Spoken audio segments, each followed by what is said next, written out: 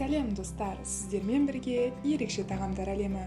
Бүгінгі видеомда ауызда еритін өте дәмді және оңай жасалатын торттың рецептісімен бөлісетін боламын. Өте аз ингредиентті қажет ететін тортымызды жасауға кірісейік. Бізге қажеттісі сары май, шекер және ұн.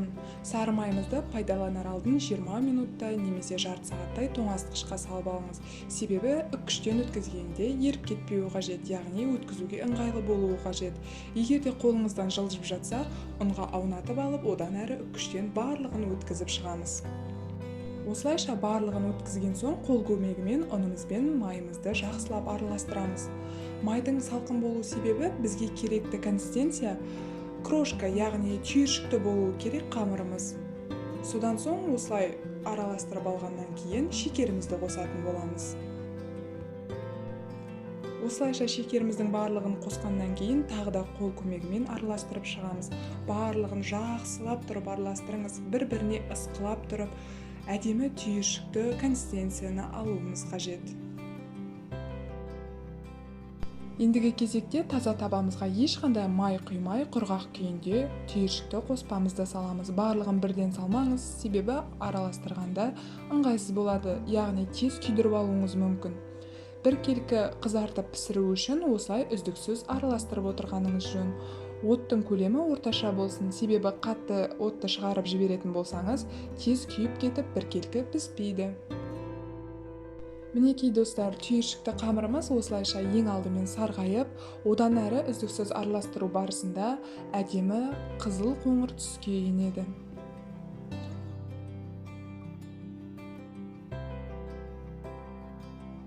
Мінекей алғашқы партиямыз біркелкі пісті, оны басқа табаға аударып алып, келесі бөлігін салып пісіріп алыңыз.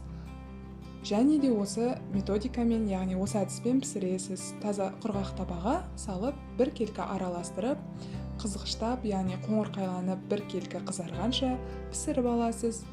Бар болғаны осы.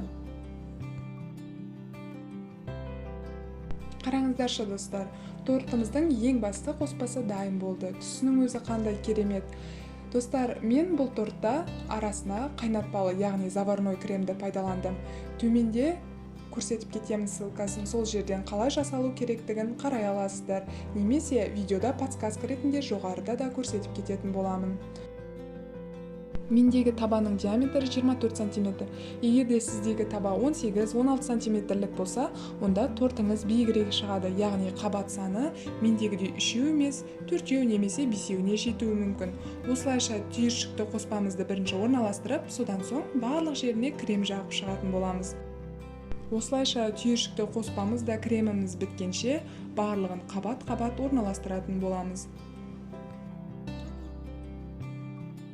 Достар, каналыма тіркеліп, лайк басуды және өз пікірлеріңізді жазуды ұмытпаңыздар. Алдағы уақытта сіздерге ең оңай деген дәмді рецепттермен бөлісетін боламын.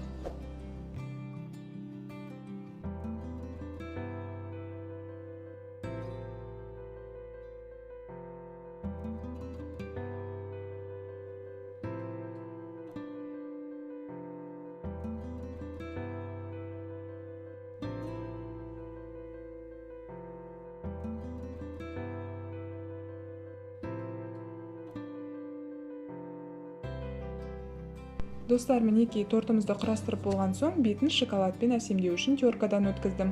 Осылайша дайын тортымызды 1,5-2 сағатқа кремі сіңу үшін холодильникке, яғни тоңазытқышқа салып алғаныңыз жөн.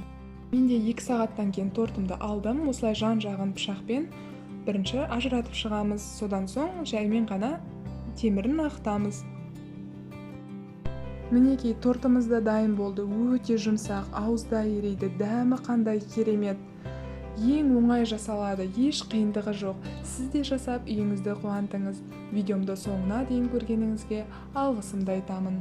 Баршамызға ас болсын достар.